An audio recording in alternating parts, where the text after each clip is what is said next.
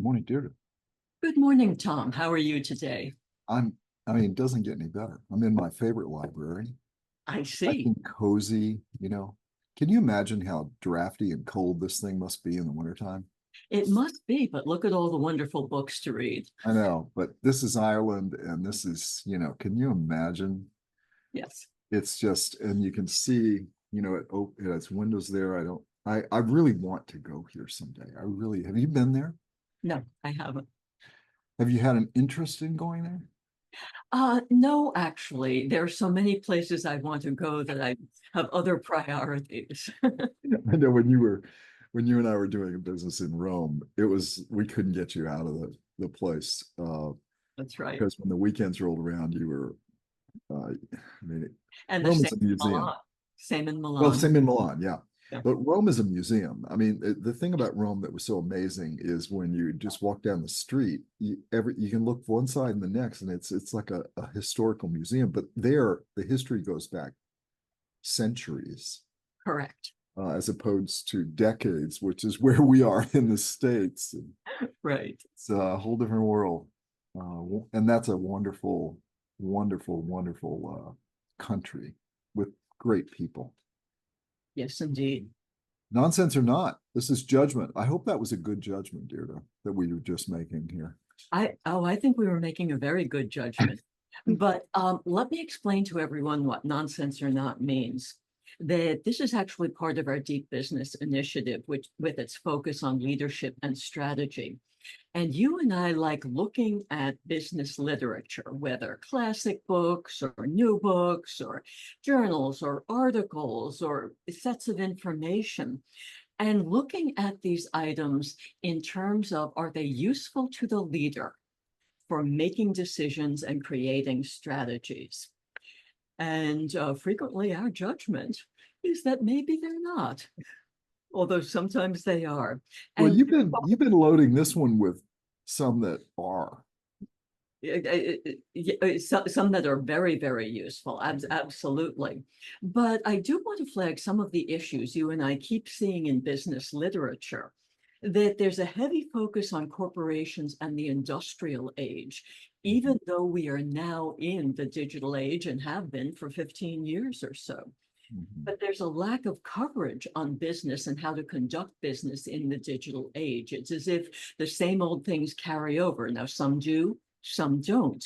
And that's one of the distinguishing points that we discuss in these sessions. There's also definitely in a lot of the literature a lack of support for a leader in making decisions and creating strategies. A lot of the literature, even books, is here are the three things you should know about this, or here's the one thing to remember, or here's our suggested approach to this. And those are discrete things. They don't pull things together and provide a front to back view of how leaders have to think about the situations. And that will actually become fairly clear as we move through this discussion today. And then there's a real lack of the broader context of the digital age. The digital age is quite different from the industrial age in that we do business differently here. We talk about ecosystems and platforms and teaming and flat structures and all of these different ways of going about doing business, which is not reflected in a lot of the business literature. Now, Mhm. that doesn't mean that it's not useful in its own way, but we have to explain how to think about the literature to make it useful. So that's a background to these nonsense or not sessions. Now, our subject today, and I will say that from time to time, I'm going to pull up a slide, so it may take a second. So I'm going to pull one up right now. Uh, and here this is. The focus today is on the book Judgment, How Winning Leaders Make Great Calls. Now, this was published in 2007, and I'll get back to that date in a minute.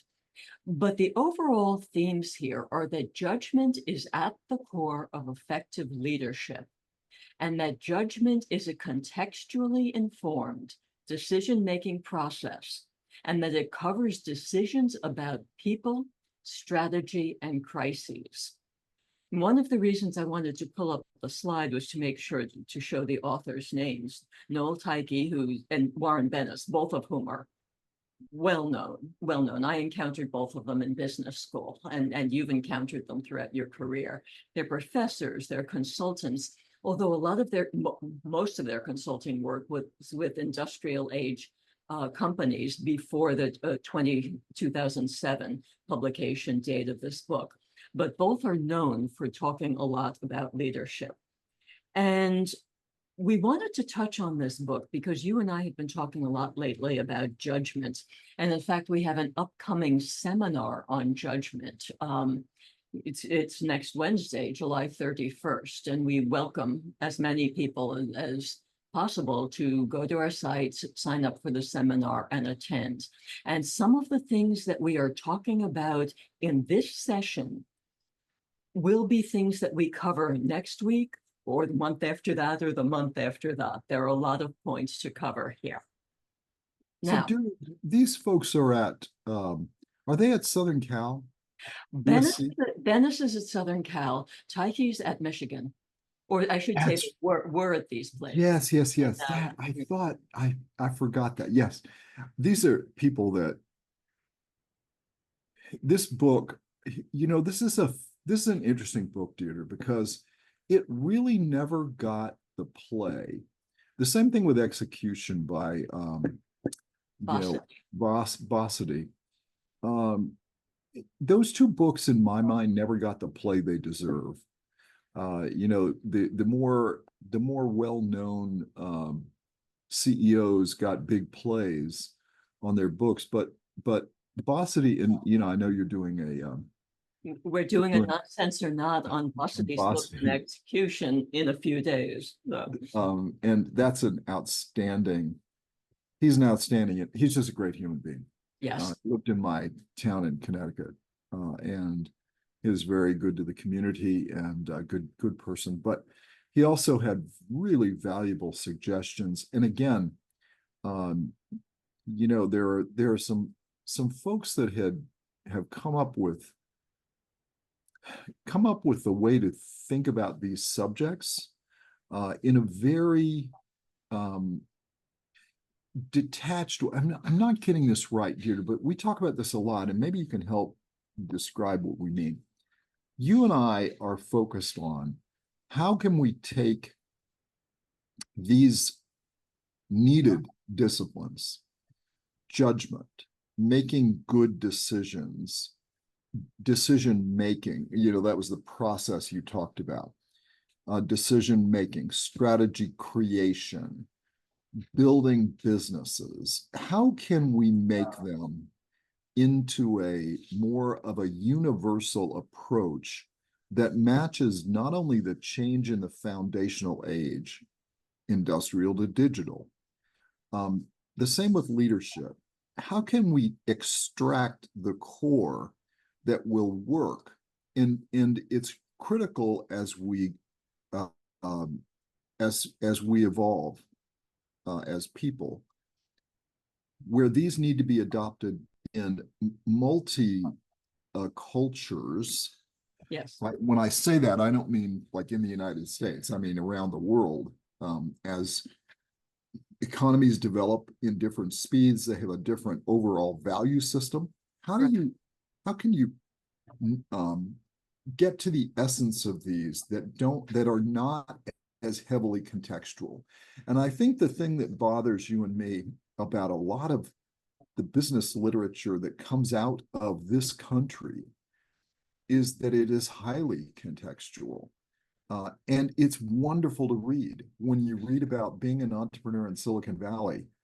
And then what troubles you and me is that it's very cool. It has a very cool ecosystem.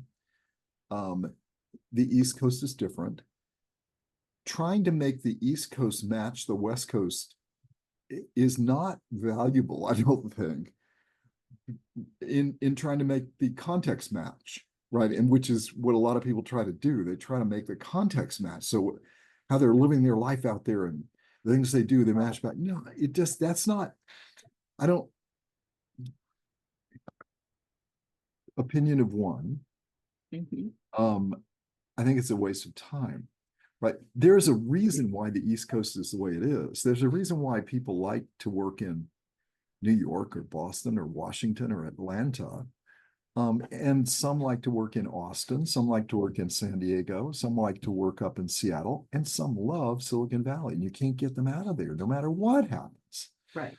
You know, I've been fortunate enough to be in some very large communities like you have around the world, also in New York, in the New York area, also in the Boston area, also in Austin, and now on the West Coast. So I see it. I think it's like all other things we talk about. Fit is what matters. And I've seen people try to displace themselves from the East Coast and say, I'm going to go be an entrepreneur in the West Coast. And they'll go for a few years and then they'll come back because the environment doesn't fit something, their family, their general value set. Yes. I mean, I have to say, but you know, California has negatives, but the positives are enormous. I mean, you went to school there, so you I, know, yeah, Stanford. I went to Stanford, but I came back to the East Coast after Stanford Yes, because of exactly what you're talking about now. Um, and I think getting at the larger question here, I think it's always a lot of fun to read books by leaders about how they became a success and so forth, but they never drill down to the level of detail so that other people can copy what they do. In fact, because business is so contextual, you can't copy what a leader did in one place and move it over here. You need to start to think about underlying processes, underlying approaches and ways to think about things. And this might be why what I'll call the process books are less interesting than the big name author books. Now, judgment is a process book, execution oh, is they are. a process book. And why you and I think they are so valuable is, well, look at it this way. We named our initiative Deep Business, and we did that because we work at a level below popular explanations to how leaders can actually accomplish the work and lead their businesses to success. And that's why we're going to talk about process books and authors who have reputations for really digging deep and figuring out how to do this and setting out ways that can be replicated to other companies who want to achieve the success that the authors did. And we verge on the ragged edge of boring at times. To the point, to the point where very early this morning you were on the phone to me. All right, because I watch everything before I post it, right, for us, just so we have a check. And your question to me is always, yeah, was it necessary? Did we get into too much detail? And you know, the point that we're constantly on is we are doing what's called deep business. This isn't shallow business, right? We do shallow dives, but we do shallow dives so you have 15 minutes Right. to be able to quickly get your head around a subject. And if you really find it interesting, you can find the hour and a half or the long form video, because we know people like both, and they like both in a situation. And I wish more people that did long form would do a short form of the long form, so you could get the essence of it. And there are people that have made a business of this, you know, right? There are people that actually make a business out of making short forms out of Joe Rogan's long forms, right? I mean, so it's fascinating. Regardless, we are deep, and this is what we do. This is what separates us from others. Is we do go deep, and we do try to go to get as contextual less as possible, so that these things are. And we learned that lesson in building businesses around the world. You and I partnered up to do that, and also in teaching, since most of our students were not Americans. Correct. Or at least they didn't come from American backgrounds. They might have become Americans or in the process, but they were not. And we had some that were in royal families in very restricted, different cultures than we see. Correct. But we were able to keep them interested. Let me say it that way. And And, keep them learning. And by the way, I mean, she did an incredible capstone project that was completely contextual right. to her And, work. and we made the information, the process information clear to people. Mhm. So that's what we're doing in looking at this book. We're trying to create a process around the very broad subject of judgment. And this is, as we say, a kickoff to your judgment seminars, which we're going to be doing once a month going forward. So this particular book talks about several things. It has concepts about judgment and leadership, which we'll discuss. And it discusses the three aspects that I've already mentioned. It discusses people calls, strategy calls, and crisis calls. Mhm. Then it sets out a framework for making judgment calls. Process, we've got to have process. And then this book does something very interesting. Remember that our critique about a lot of business books is that they stay at a high level. Well, these authors came up with a 90-page handbook for leadership judgment. So you can, after reading this book, take the 90 pages to apply their work toward your own particular situation. I find that amazing. So they get points for that, as far as I'm concerned. Now, there is an issue. I'm going to pull up a slide again for a second. Not this one, but this one, Aristotle. Mm. Because I'm making a point here that I mentioned earlier that we were discussing both classical and new literature. Some of the classical literature is worth a discussion. It's worth bringing up because there is value to it. I don't want to jump ahead in judging the nonsense or not, because there are nuances to this. But what I tell my students when they say, but this was written 20 years ago, I tell them, think Aristotle. We treasure Aristotle today for his thinking, for his logic, for his processes, for his attempts to work through very difficult subjects, and for what he gives us that we can apply to our lives even today. And so that's what we look to some of these authors from. We look to them for what can we learn from books written years ago, and then what can we learn from examples that come out of the industrial age. This book has a number of examples, extensive examples, about how the authors did consulting work with some industrial age companies. If you read through them, the details might not matter to you, but how the leaders came to decisions is very valuable and can be applied going forward. So Aristotle is sort of our key word when we're talking about a classic book. Does this pass the Aristotle test? And You I'll know, and come. Deirdre, I know you tend to try to understate things. I believe saying that he wrote years ago is I think one could substitute millennia ago, or perhaps He centuries ago. wrote in the 300s BC. BC, that's why.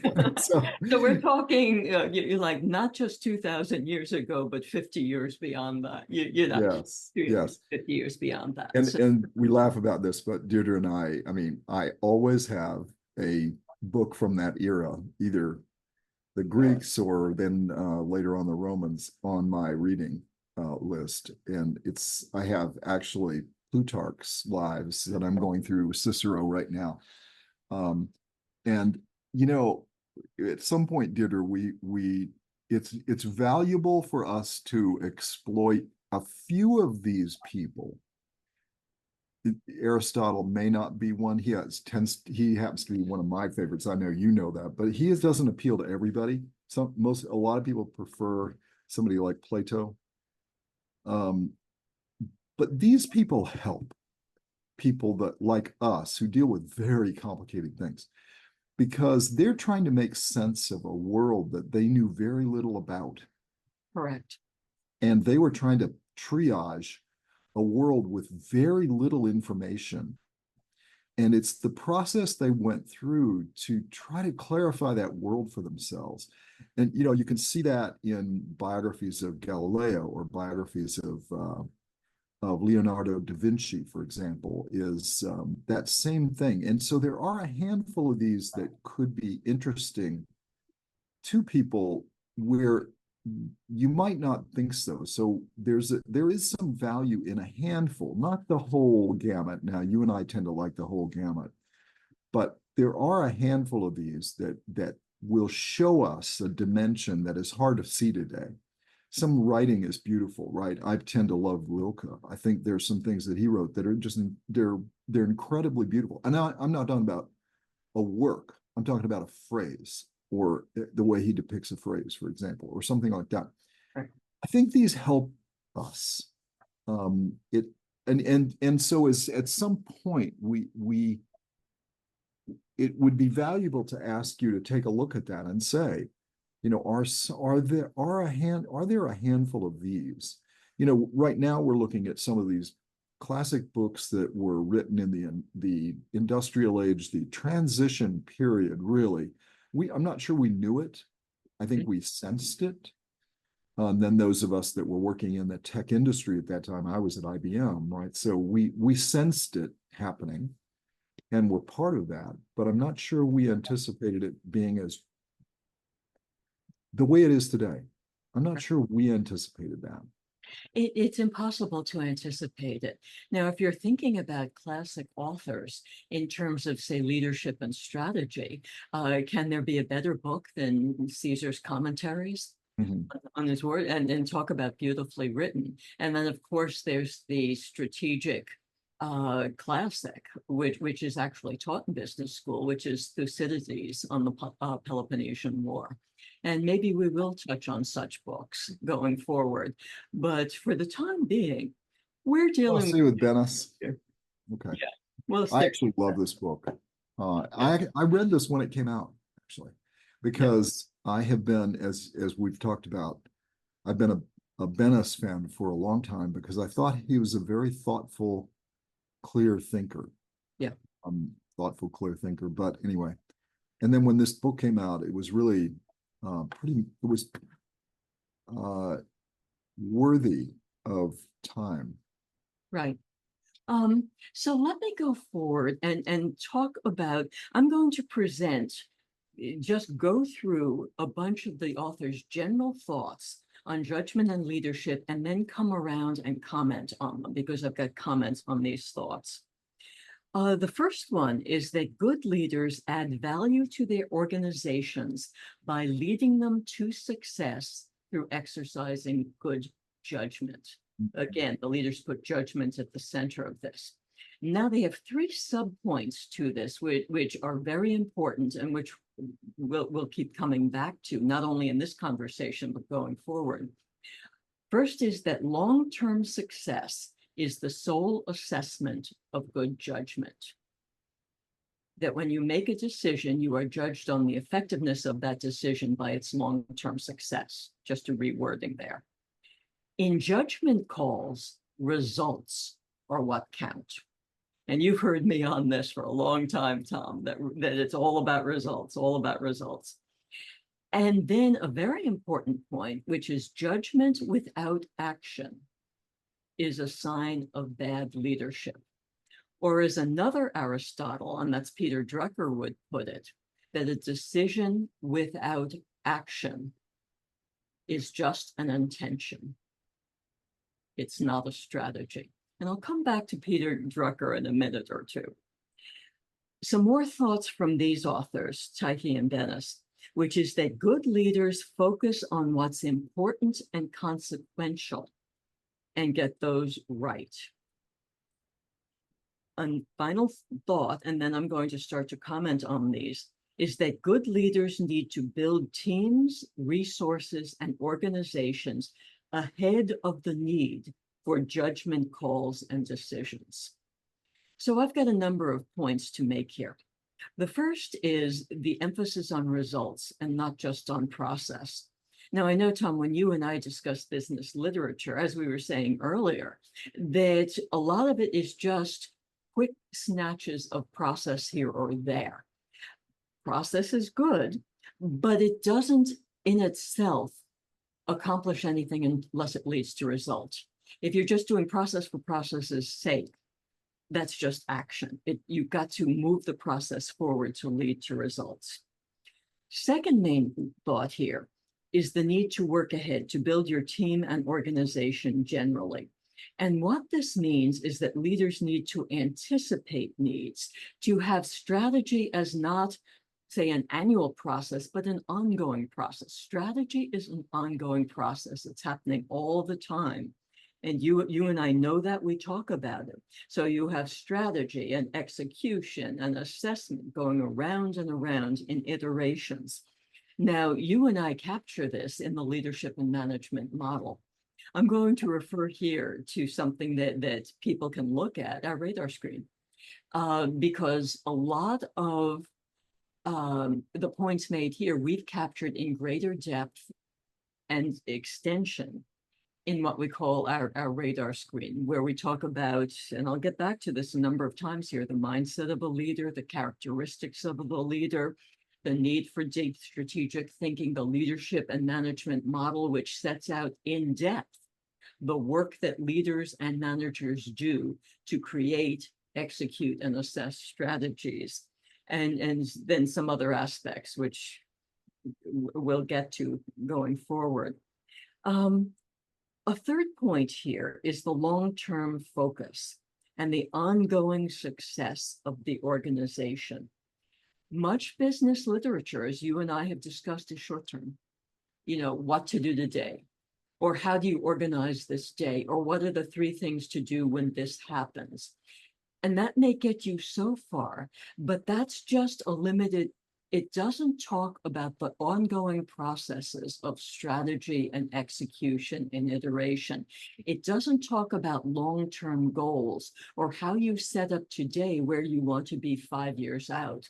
You know, when we work with students on creating financial models, we have them work 5 years out, because that's our framework here.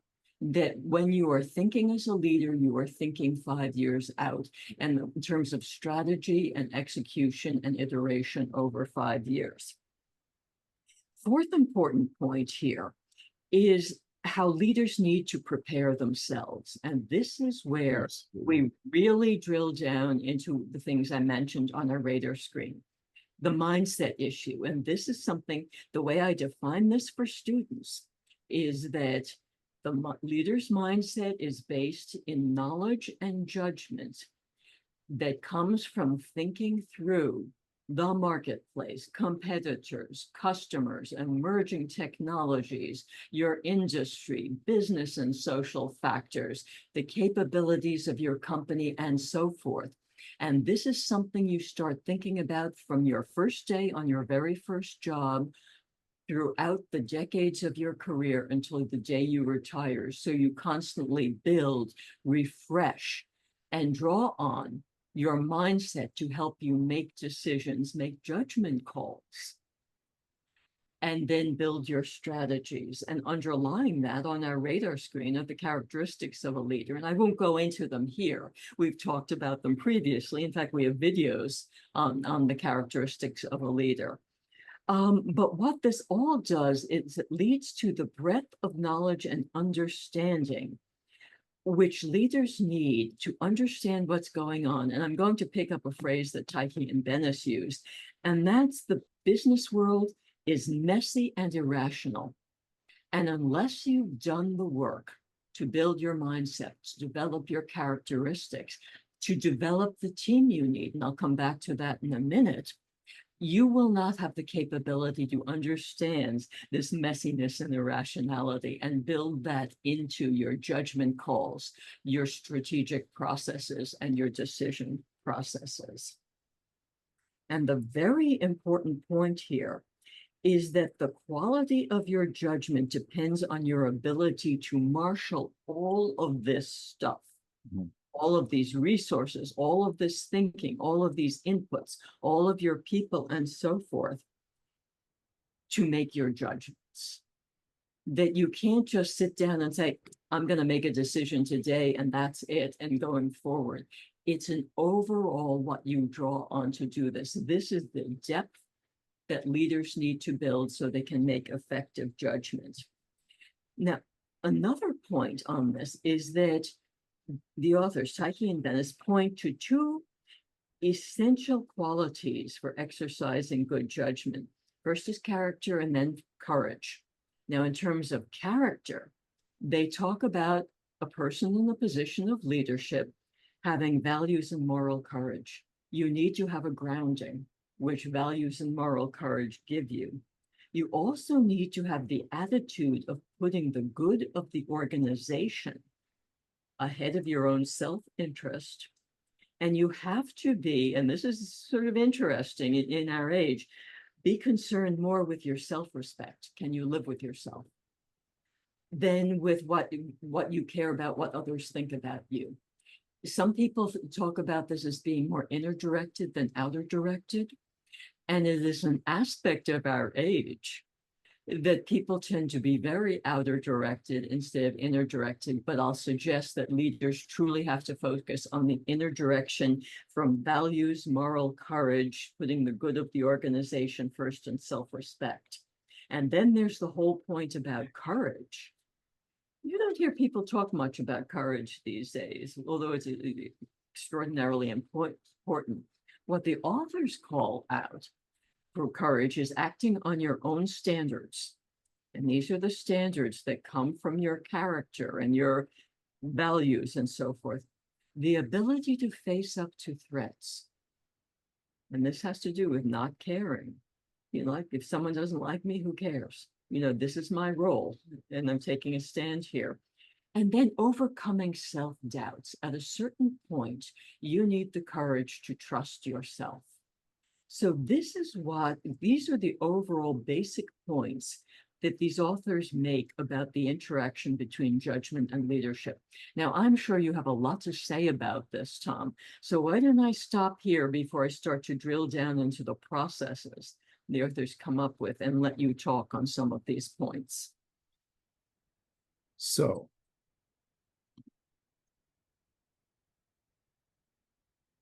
you can tell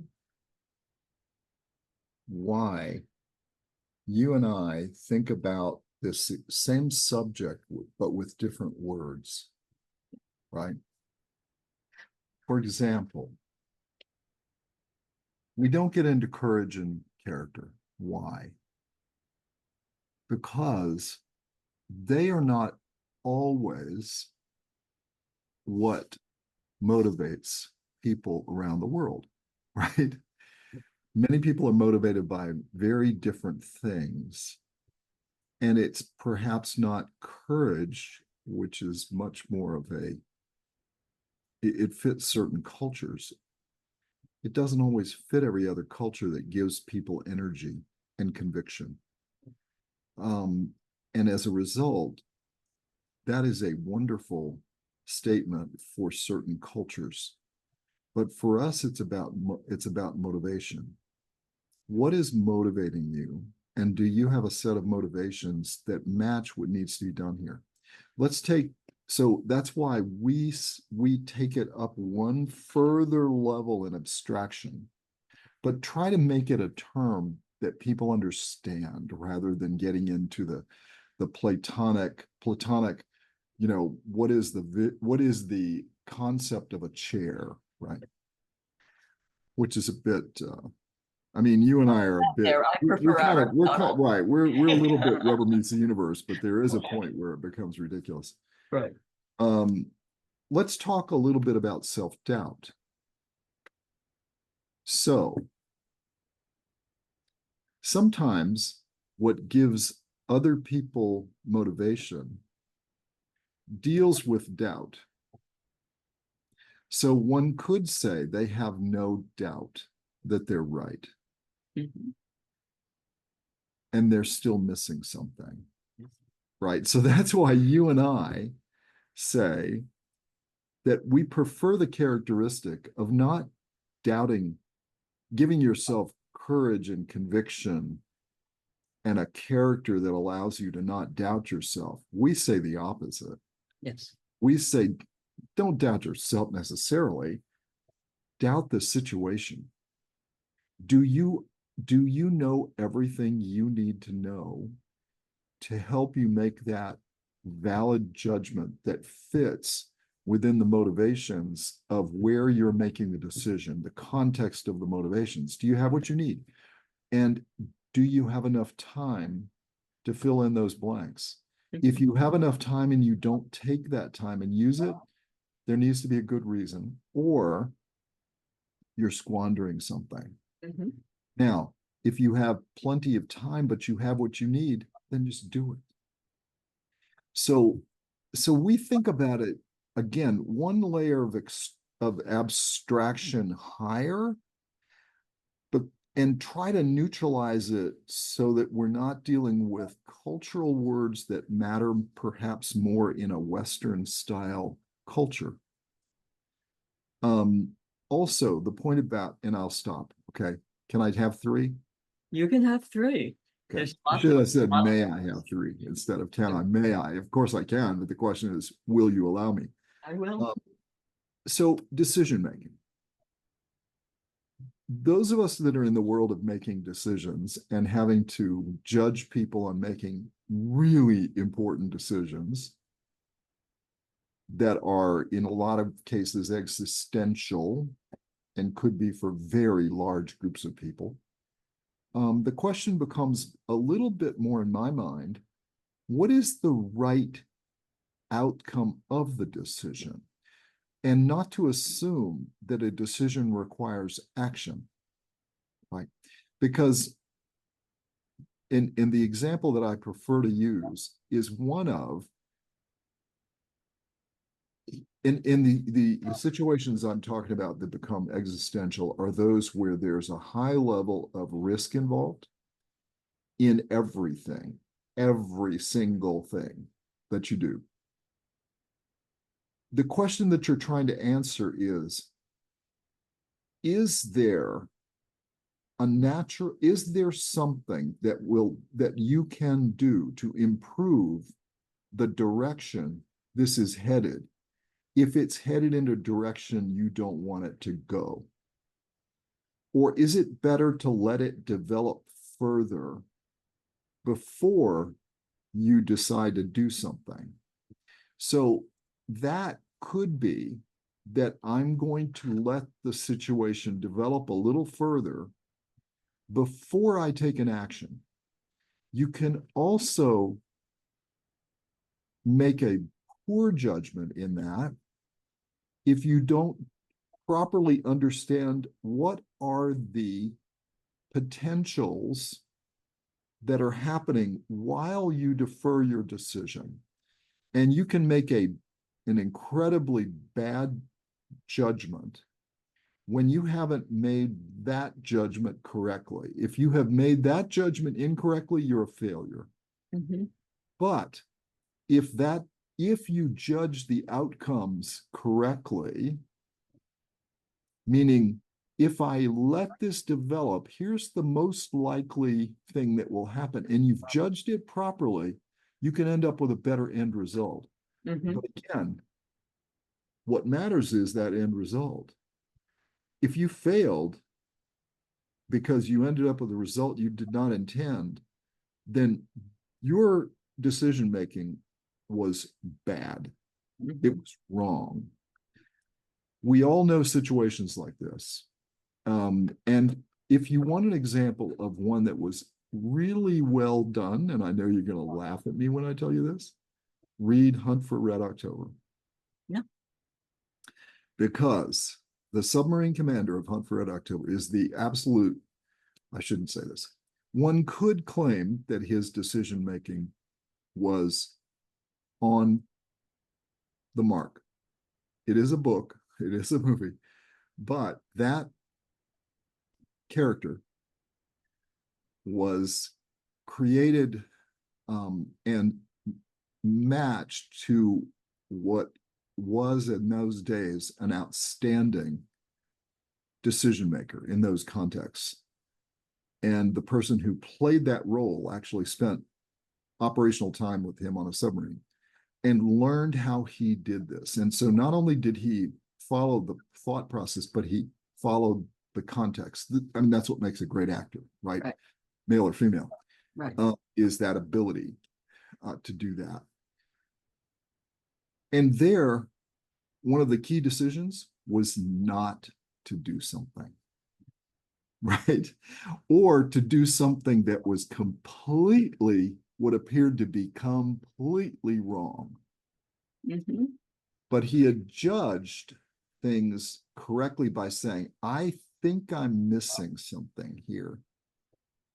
What could I be missing? And could that be explained by what I'm seeing in the environment? And he made the judgment that there is a good likelihood it is. I'm going to test that. Here's how I'm going to test it rather than take the traditional response. So those are the nuances in decision making that separate out the outstanding decisions from those that are not. Now, I know that was a fabricated decision, but it was fabricated to make a point. Yes. And you and I see that, we know that. And sometimes you make those decisions, and sometimes you make them and you have, near catastrophic results when you decide to not act. So it is a very dangerous game when you're in there and you're deciding that a decision can be to let the situation continue to develop before you take an action.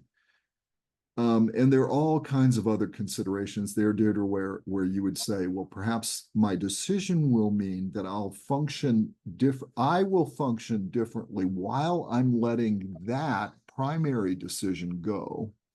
I will function differently. And that's where usually the mistakes happen, is where you didn't set yourself up for if it goes badly, right? You haven't set yourself up for that. And that's where usually people that try to make those decisions haven't thought about that other thing. Is the decision that I need to not change my judgment, not take a decision on the key action, but change something else in the background to protect myself against if this does veer off in the wrong direction. That's what has to happen in these. It takes incredibly quick minds and really incredible leadership. This gets back to the fourth one that I didn't ask about, but I hope you'll let me have the fourth one, which is preparation, self-preparation. You and I, one of the things we do for leaders is we help prep them, right? And we spent sometimes many hours helping prep leaders for incredibly important meetings. Right. And we love it when we get the kind of feedback we got yesterday, which was a win. Yes. And actually, I think you said it was a win, right? It was a win. Because we had a definition of what was a win and then what was a home run, and we got a win. Right. Which for this is a big deal. Yeah, it is. It was all self-preparation. And this founder CEO was ready, but we were preparing for weeks, and we were preparing up until about maybe an hour before the meeting. That's correct. Preparing them for the meeting. Self-preparation is really key. Yes. And as for a leader, and this is the point you and I make, and this is the fifth one. I'll promise I'll stop here. This is the fifth one. And this is about why we say you have work to do. You have to do your own work. Yes. And a lot of your work is around building this capability. Now you see why I was looking down all the time and grabbing my Diet Coke there, because I was writing out all this stuff. You're developing your capability. This is what we do, right? This is what we did. We founded Deep Business for, is to help people build that capability, which is just like, I don't know, a knife is a bad example, but it's just like a knife. They get dull over time with use, and you have to resharpen them. And in resharpen them means that you start thinking about it in a fresh way, yes. Right? Getting dull is not that you become dull. It's that that because you're doing it in a constant environment, you tend to get perhaps inoculated over changes in environment. And we have seen this so many times over the years. And this is now, I'm going to get your list. This is your first one. It's mindset, right? This is why we keep focusing on mindset as the most important thing, that you are constantly watching that environment. You're constantly attending to that environment and watching for what is changing and how does that affect what I'm doing. So I love this because it gives you a chance to reflect on over the years, how did you and I develop our radar screen and our idea of mindset, our idea of the 8 characteristics, our idea for the 3 questions, right? Or concepts about leadership and management and execution, and then ultimately leading to the result. Right. And we have a result. If you said, why do you do this? We say it's for value exchange. Yeah. That's what you do all this for. And even personal relationships, we don't like to say that, but it's value exchange. It's what are you giving and how much are you willing to give for what you get back? And many times you're willing to give a tremendous amount and get very little back because that person has given you a lot in the past, or that person may be willing to give you a lot in the future and they need help, right? And you're willing to give it. Or just maybe it's because this is something you do for a living. First responders, that's what they do. They get satisfaction out of giving with their value exchange is their satisfaction in having given that is unique. They know something. They can do something others can't. They can do it in a timely fashion and help people. So you've just taken through this book, Deirdre, and this concepts that Bennis and Tichy, and I sound like perhaps I'm not a fan. I'm a huge fan because they elucidated many of these topics for us as we became more attuned to doing this work and did it so many times over the years, successfully, unsuccessfully, moderately successfully, knocking, home run type stuff. This is why we read these books, because it helps us sharpen our way of thinking and filling in gaps. That's the other part that many times we all have gaps, and we have them because they're not our key focus, and we need to have the complete list so that we constantly are looking at that. I will stop now. Sorry. You should never let me do this, Deirdre. You should never let me do this, right? I mean, this is dangerous when I start writing a lot of notes. Yes, except that, well, not except that. As part of what you were saying, you're hitting some of the key points the authors are making. And we'll keep coming back to those going forward. One is the seriousness of decisions. And we'll get to that very quickly. The other is the need to build your mindset, build your frame of reference, build your team around you. So you have the context, the information, the judgment that comes from that, so that you're able to make decisions that distinguish among various situations. Very, very critical. People can't make these judgments in a void. And this is why you need to practice and keep thinking about this and so forth. And you and I have come to this point, Tom, because you and I have had multiple C-level roles. And we've had to make these sorts of decisions. So we've had to build our own processes, drawing on the authors we read, to figure out how to make these decisions ourselves, and then teach others how to make decisions, and teach others how to build their own capability for judgment. And with that, Deirdre, this gets back to just, and I don't mean to step on you, but I want to just bring up this last point, and this is the point about fit. It is incumbent upon you as a leader to make sure you fit, because if you don't fit, you need to exercise. That's probably not the right word, Deirdre, but you need to remove yourself. right, You and I have been part of a situation where we both removed ourselves. we did. By the way, we've done it a couple of times now that I think about it, because we don't fit. Now, In one case, it was values. In the other, it was just we operated at a different standard. We have a different Much standard for the higher quality. standard, yes. Okay, well, I was trying to be kind. Um, yes, perhaps that deserves the moniker millennial hire. Um, but but I would just say it's incumbent upon you. And this is what you and I are witnessing in our society now. And I hope people are not watching this 100 years from now and saying, "Wow, look at the clown world those folks had." I imagine they will, but hopefully they won't be watching us. But that may perhaps be saying that. We talk about the fracturing of organizations around the world, We're seeing the fracturing of organizations around the world. And we're seeing it because we believe they're bad fit leaders. And this becomes a real issue when the leader doesn't know they don't fit. Mhm. That is the worst of all situations. When the leader does not realize they don't fit anymore, or they never fit in the first place. And your job as a leader, we believe this, and we believe this doesn't matter where you are, that if you don't fit, it is incumbent on you, not on other people, not on your superiors, not on your inferiors, not right. That's a bad word. I was trying to think of what the opposite of superior is. The people you serve, right? Not on your constituents. It is up to you, and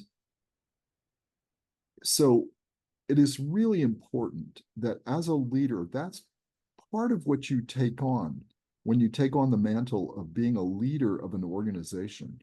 You take on the responsibility to make sure, number one, you fit in the first place. I was texting with a high-level C-level executive this morning who has an opportunity to go to what appears to be a good job on paper. I don't know because I haven't investigated it. And I just said, whatever you think is the best fit.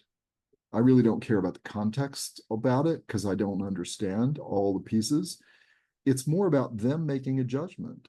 Is this a better fit than where you are now? Because they're doing very well where they are. They don't need to make a change. Now, the question is that a better fit? And to make sure it's being done for the right reason. So, that's, I think, another missing element in leadership today. And one of, again, the key elements of judgment. It's looking at yourself and saying, do you fit? And and these folks are right on that one of the most important things is making sure that is the key characteristics. We say this, we think this is a person's most valuable asset. That this is one of the most valuable assets, if not the most valuable asset, is your ability to make well-considered, we call them considered judgment. Considered meaning that it fits all the things. We may not like it, so we may not define it as a good decision. That's why we use the word considered. We may think it's a bad decision, but we're looking at it from our contextual point of view. Is it considered? Does it consider all the elements? And is it proceeding in the direction that is a positive thing for that consideration? So we love these books because they give us an ability to constantly test our way of thinking about how we deal with these issues and how we think about these issues and how we write about them, how we talk about them, how we mentor people in these. And again, we've talked about this, that mentors come in many forms, right? Everybody needs a mentor. I'm still smarting because my mentor passed a number of years ago and I don't have a substitute anymore, unfortunately. You're about as close as they come, Deirdre. You and Zena. Zena's my Rhodesian Ridgeback who keeps me grounded. It keeps you organized, yes. She does. Yes, she does. But anyway, I know I've gone on long here, Deirdre, but this is so critical, and it's what I am focusing my time on these days, as I know you know. Oh, absolutely. And this is part of what our judgment seminars going forward are going to be dealing with, this sort of thing. But anyway, let me move forward in our book on judgment. And it's time for me to share a slide. And we've seen that one. This is a process slide. The authors set out a process for going through, and I'll just read through this and then come back to it again. They say you have to prepare, and there are three parts to preparing. That's sensing and identifying the need for a judgment call. And this, Tom, applies to some of what you were saying earlier. Do I need to make a decision here? And I'll come back to this more in a second. Second is framing and naming the judgment call. What sort of thing am I doing here? Is this just a quick tactical thing? Am I setting a principle here? What am I doing here? And then it's mobilizing and aligning the right people. And then after you prepare, you make the judgment call, you make it happen, and then you learn and adjust, continuous adjustment. Note the emphasis on a full process here. Too many people that we've seen over the course of our careers, Tom, stop after point two. They may think about it for a few minutes and then make the call and then walk away. But remember what the authors say, what Peter Drucker says, that a decision without action is just an intention. You need to execute on your decisions and then see whether your decision is valid by looking at the results you get and then adjusting as needed.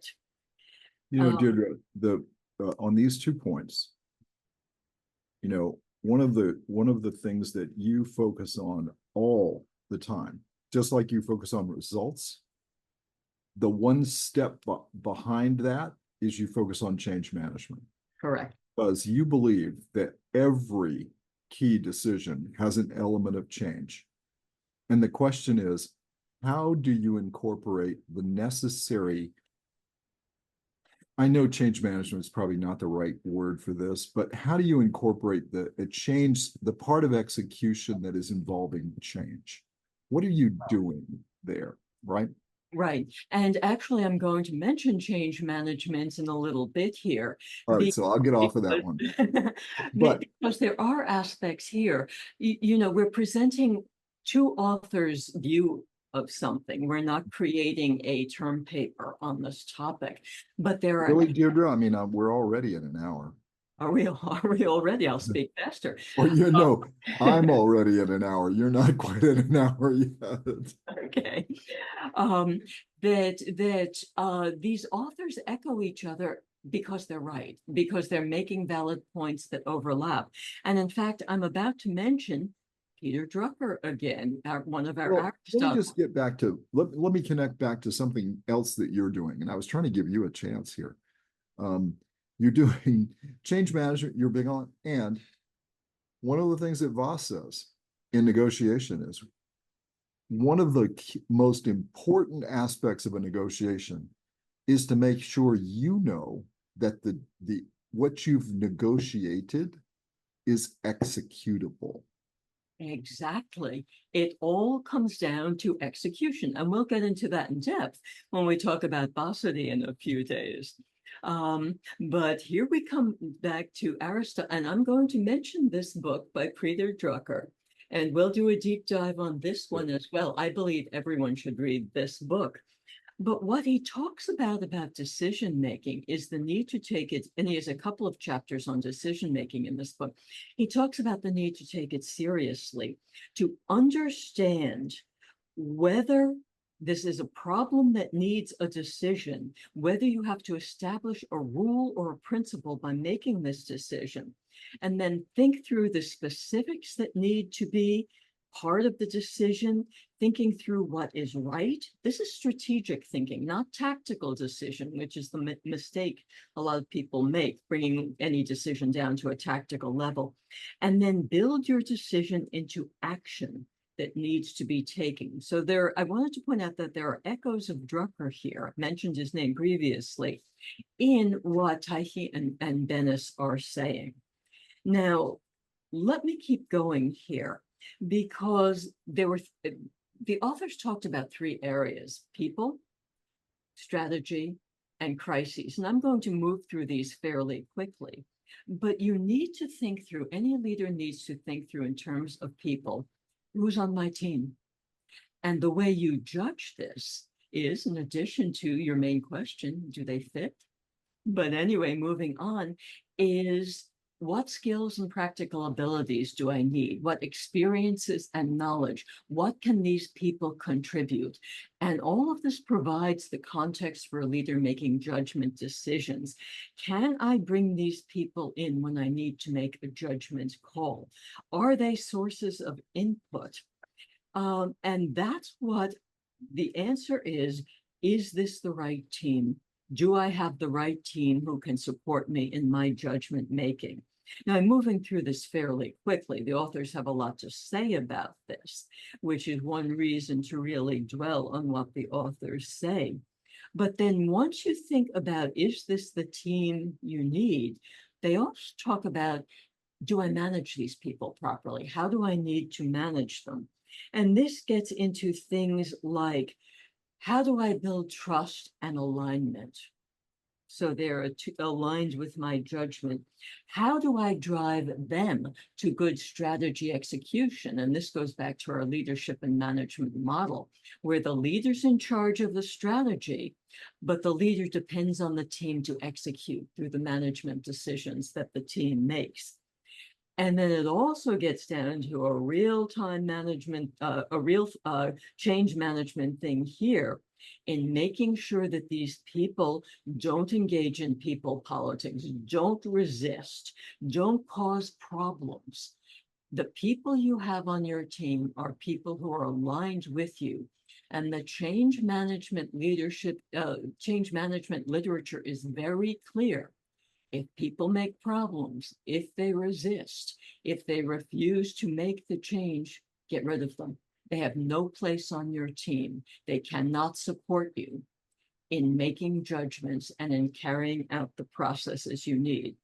And sometimes when I'm saying these things to our students, they gasp because they always think, oh, well, you have to be nice to people. And it's like, no, you as a leader do not have the luxury of having people who will sabotage your work on your team. You need people on your team. This is part of the judgment calls you make about the people you have around you. You need people on your team who support you and whom you can trust to execute on your decisions accurately. So there's, forget some of this nonsense about, oh, having to work with everyone around you. You don't. As a leader, you build the team you need. Let's move on. There's so much to say about this people call stuff. You know, I've got note after note and so forth. Let's get on to the second area, and that's the strategy calls. And I'm going to put slide up for another second just to get through. This is the process for your strategy call. You've got your people in place. And you make your strategy call by doing these things. You frame the opportunity and think through the organization's ability to pursue the opportunity. That is, do you have your team in place? Do you have the resource in place? Then you mobilize and align key executives and personnel, create the strategy, and then you have to assess whether the strategy is leading to success, and then revise the strategy as needed. Parallels, of course, to our leadership and management model. And this is all stuff you'll get into in the judgment seminars that we will So have. could we just, this is a subtle point, but it's an important one that I know is important to you. We vary from these folks and also from Jim Collins on this. We believe you have to construct a strategy from what you think you can muster from a resources point first. And then you then sort out the resources and come back and adjust your strategy based on what you are actually able to get hold of in the time you have to be able to execute this. This is where we vary. And this comes from having to do it so many times. Right. That we believe strategy comes first because strategy is an approach in our minds. It's an approach to a responsibility you've taken on, a job. And so it's your job then as the leader to say, I'm going to use this approach. And the reason it's coming to my mind is because I believe I have these resources available. Now, once you say that, you then go back and see, you try to acquire those resources. And that includes people, money, space, electronics, all the things you need, leadership. You put all that together, and then you do a revision of your strategy based on the actual acquired strategy. And the reason and the example we commonly use, and you probably have heard this, Deirdre's going to go climb Mount Kilimanjaro. I'm going to go scuba diving in the Greek Isles. We don't assemble the team first and then decide what the strategy is. We decide what is the strategy we'd like, what is the approach we'd like to have. We'd both like to have professional guides and be prepared thoroughly to do this. That will imply that we have to have that infers or implies? Implies. It implies, oh yeah, that's right, I'm going down. It implies that we have to have a professional team of people, and it's not the same. And so I think it's just that conceptually we agree. We're a little bit nuanced differently. And that's where you say we're in alignment with them in conceptual terms. Generally, we believe it is approached in a slightly different way. And that's just based on our experience over time doing many, many different things. And this is just not just building businesses. This is doing a lot of things. And this relates to the interaction between the strategy and the resources. If you remember to how I described the mindset, it has to do with a deep understanding of your business's capabilities there. I'm remembering one of our students who came to me with a business plan, which required getting a number of quantum computing experts on board. And I had to explain that given the number of people in this world, i.e. very few, who can do the mathematics involved in quantum computing, it was deeply unlikely that this person could hire the people needed to carry out this strategy. And the student was shocked, but eventually got the point that you need to make sure you can access the resources before you can actually do a project. We've seen so much of this.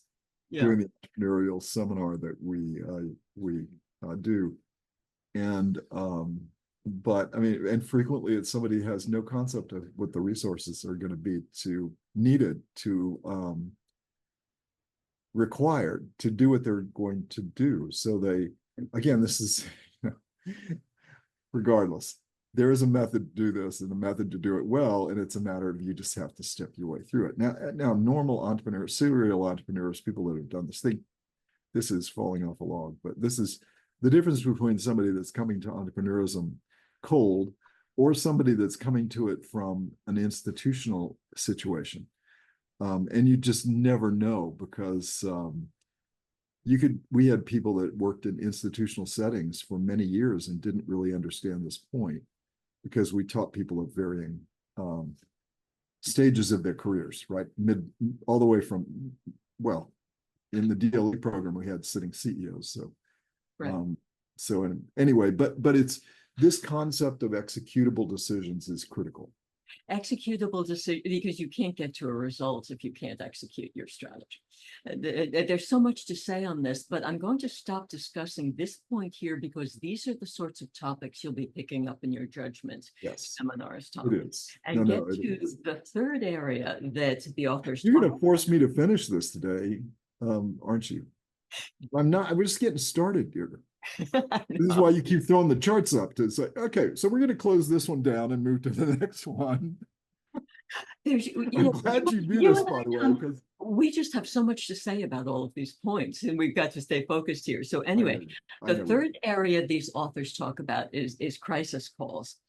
So think about how many crises there are in business today, from ongoing technology disruption and new products to all of a sudden the CrowdStrike thing happens, and half of the computers in the universe have the deadly blue screen and so forth.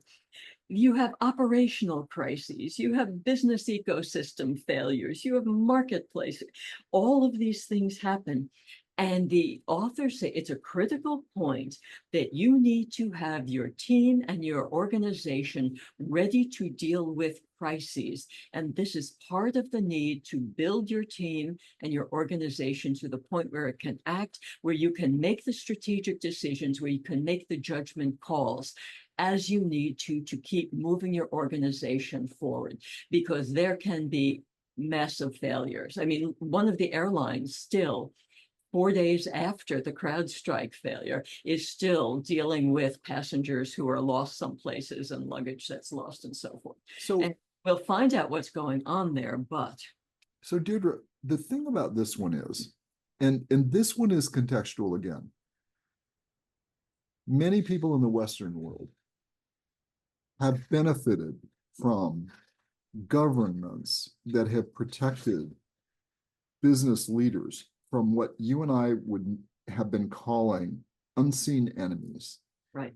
You know, and what we mean by that is that in the normal radar screen of a leader in business in the Western economies, you have a limited view. You're not worried about certain things because you haven't been, they aren't happening in your society. And a lot of this has to do with you're privileged, you're successful in the fact that the governments have been protecting the citizens from these things. And in the fracturing of our leadership around the world, we've seen that this is starting to crack through. And as a result, and by the way, it's not all that either. It's just the enablement. We made it easier for people to do these things, right? Through being on a digital platform, CrowdStrike being an example. And this is why the leadership has to start moving into thinking about this crisis leadership piece, where it's not so much anymore when you and I were coming through the ranks learning leadership, it was much more about system failures. Right. Right. And environmental thing, earthquake, tornado, how do you disaster recovery basically was the essence. And you put plans together for disaster recovery, and that's kind of what you thought of. We weren't thinking about pandemics. We weren't thinking about protests. We weren't thinking about, you know, systemic networking fails randomly occurring.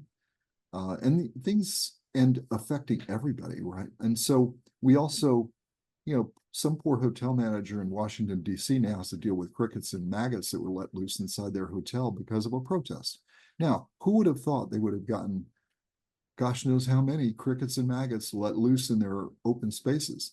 Now, I'm not judging whether this is right or wrong, good or bad. I'm just saying there's a leader there that I wonder if they've actually thought about this, right?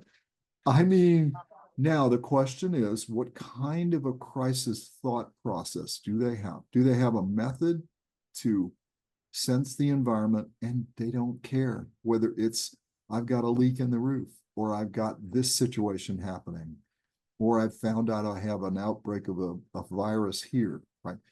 It doesn't matter the actual specific, it's do they have that thought process in place to be able to quickly mobilize, get what they need using the Bennis approach to crisis, which is as good as any.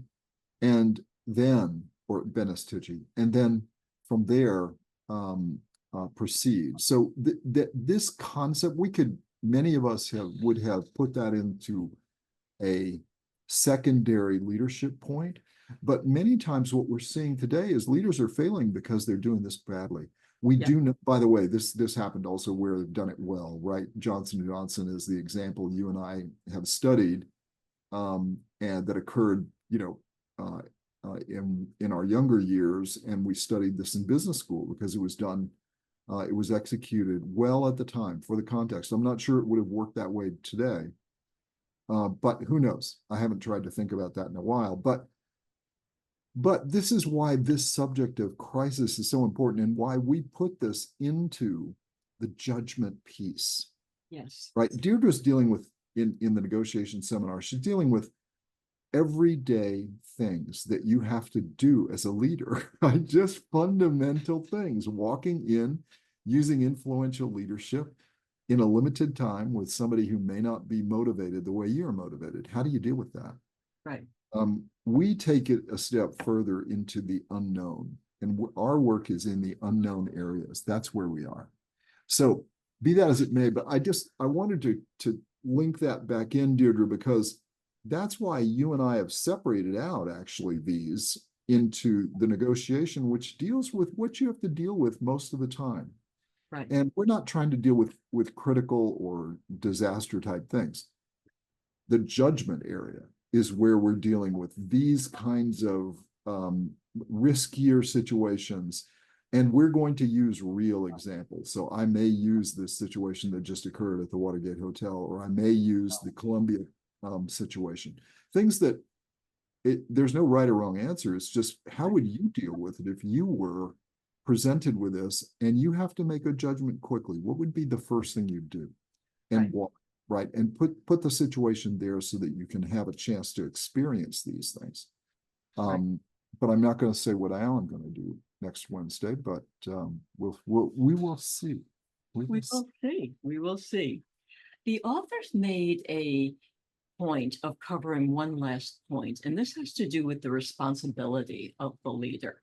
They would put it in context of a judgment call of a leader for the ongoing good of the organization, the ongoing success of the organization.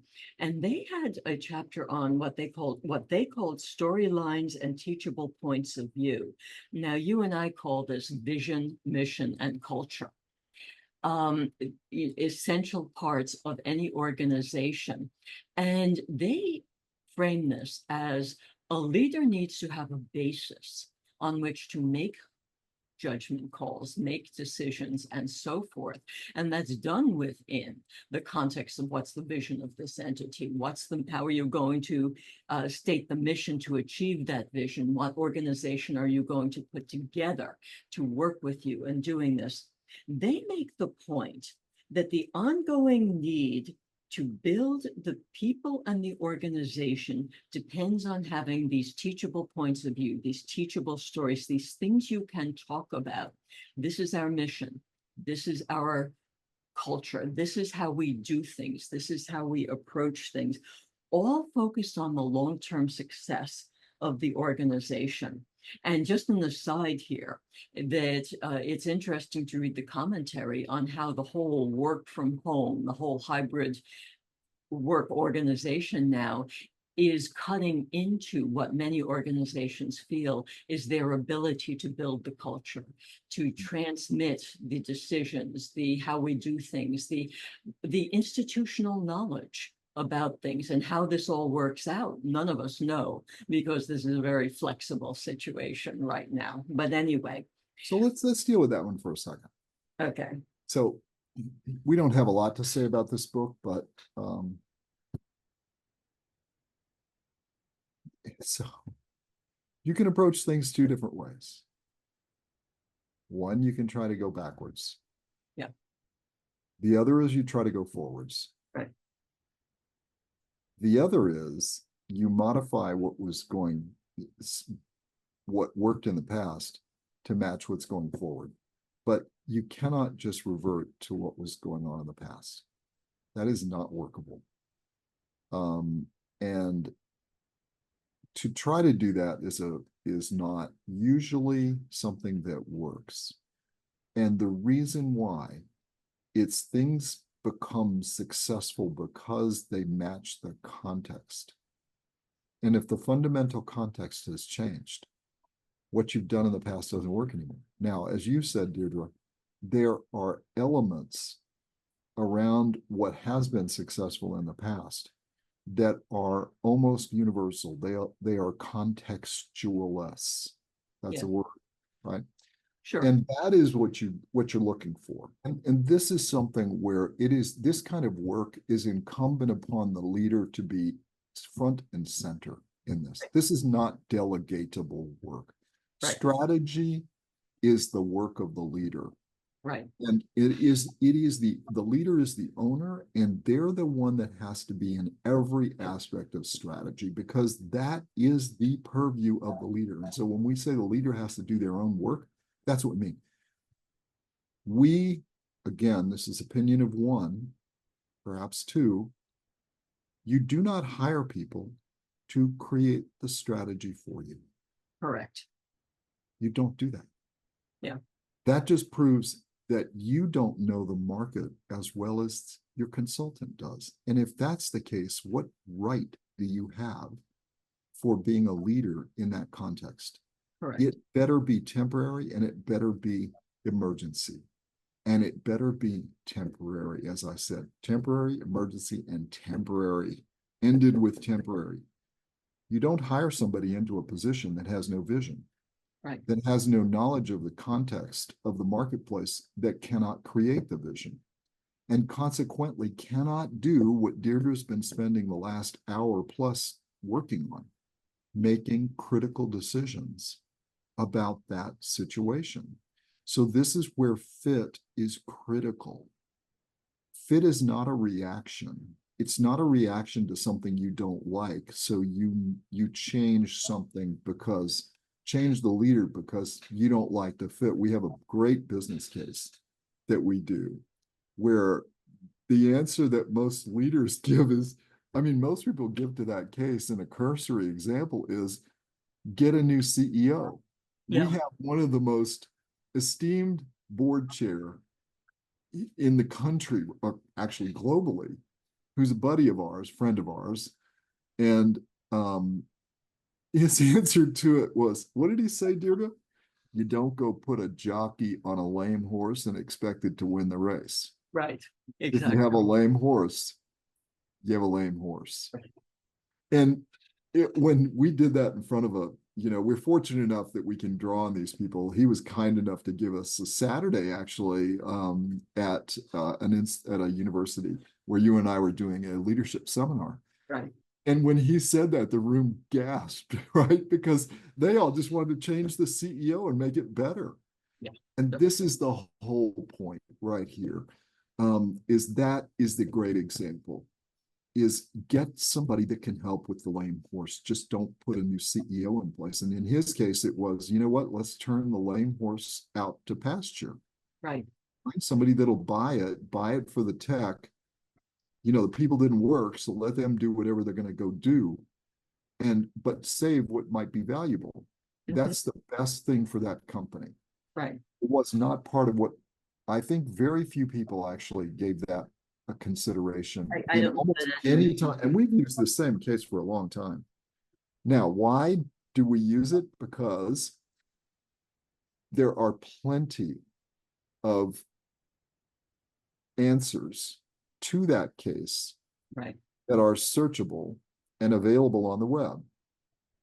And so a cursory search of what somebody else thinks, basically consultants think, about how to answer that case, because it's a famous case, you could get an answer. So you can come to class prepared because you've been through 5 consultants and what they would do, versus somebody that actually spends their living making these decisions. And that's the benefit of having somebody like our friend come to these seminars. And so everybody can see how he thinks differently. Anyway, you can tell the benefit of a book like this is not necessarily what it teaches you. It's the thoughts that it can bring to your mind, the way it can cause you to question how you do things. And are you matching the situation appropriately, and are you developing? Are you improving over time, as opposed to looking backwards? You look backwards for the anchor points that help you move forward.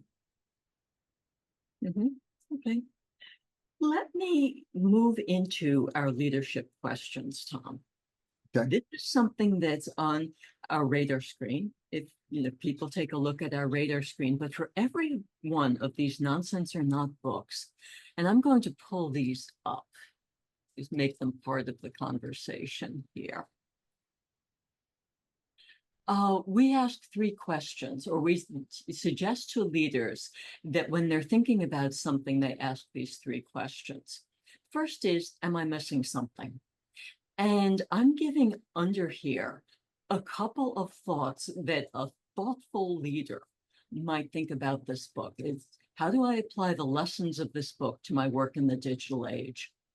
Does the use of emerging technologies change the lessons? How do I broaden the judgment call process to include aspects of the digital age? And then a general one, how does leadership change in the digital age? So these are things that someone might think they're missing. Note that I'm not suggesting that they're missing content in terms of some of the processes that the leaders that the authors are talking about, although it's certainly within the realm of possibility that a leader thinking through this question could think that they're missing something in the processes. There's no right answer to these things.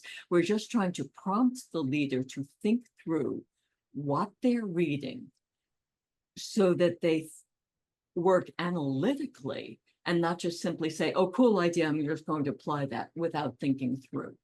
Second one is, what are the motives behind this, and are they aligned with my motives?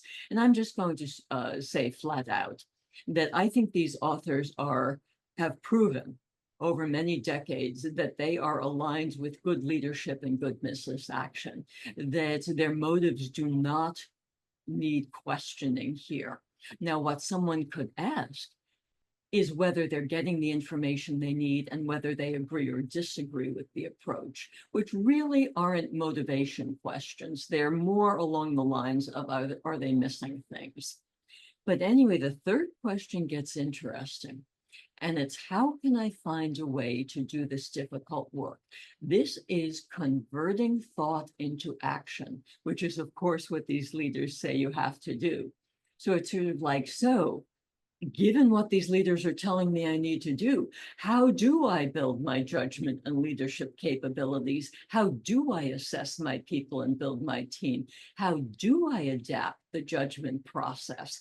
How do I make sure I have the organizations and resources to execute? Have I thought through things like risks and possible crises? Have I thought through how I would act and make decisions? And of course, Tom, your answer and my answer to this would be, well, come to our judgment seminars on Wednesday evenings, starting next week, so we can figure out together whether you're figuring out the way to do this difficult work. Now, final thing is, you always ask me, Tom, and this gets to the crux of the whole concept of nonsense or not. We have our 3 final questions. And when considering these questions, I'd refer back actually to the leadership questions and think through the points I was making there, that indeed there's a lot to think about, that the authors provided a lot of basic teaching of how successful leaders think and about how they act and what they do. And by and large, Tom, I'm going to give these authors a pass on the Aristotle test. You know, they're providing content here for people to think about. So, but that's slightly different from these final questions that you asked. The first is, who would I give this book to? And I think this book is most useful for leaders making decisions and creating strategies in structured environments, in organizations where there are processes, where there are people, where there are things to work with, resources to work with. And it's in that sort of context that everything that the leaders say truly applies. So the leaders in those types of situations should read through this and start to think through how they can apply the teaching. Who would I not give it to? Entrepreneurs just starting out. There's too much process, too much structure here for entrepreneurs to just pick this up and start applying it. Now, after the entrepreneurs have been operating for a year or so and are starting to move from the basic entrepreneur phase into the growth phases, that's when they should pick this book up and understand what do they have to think about in terms of building the team and building the organization and putting processes in place and approaching strategic decisions from the point of view of what resources do I have available and therefore what strategies can I create. So the overall question, is this nonsense or not? Well, clearly everyone who's been listening thinks this is not nonsense. This is not nonsense. But you have to think about when to apply the points the authors are making in the situation you're in. So with that, Tom, do you have any final thoughts? No, dude, I was noticing I have these nice triangles here on both sides of my face. One could think that I was getting a little crazy with on-camera makeup. I am not. This is called being allergic to a bunch of chemicals that I've been taking for the last 3 years off and on. And I'm just now off and I'm still allergic. I've developed an allergy. Let me say it this way. I've developed an allergy and it shows up in different ways. So I am not trying to look healthy with on-camera makeup. It's actually the opposite. Perhaps I should go look, and you can tell I still react. So anyway, and I'm naturally a redhead, so I have fair skin. So, but I wanted to make sure everybody realized I didn't, I'm not experimenting with on-camera makeup, Deirdre. Okay, that's good to know, Tom. It's always a pleasure. Thank you for doing this, and thank you for bearing with me on a subject that, as I know, I have enormous conviction. Yes, indeed. And Okay. you do too. And you do too. And I'm Very glad much about so. the perspective you bring, which is incredibly valuable. So, as I said, always a pleasure. Yes, it is, Tom. So long for now.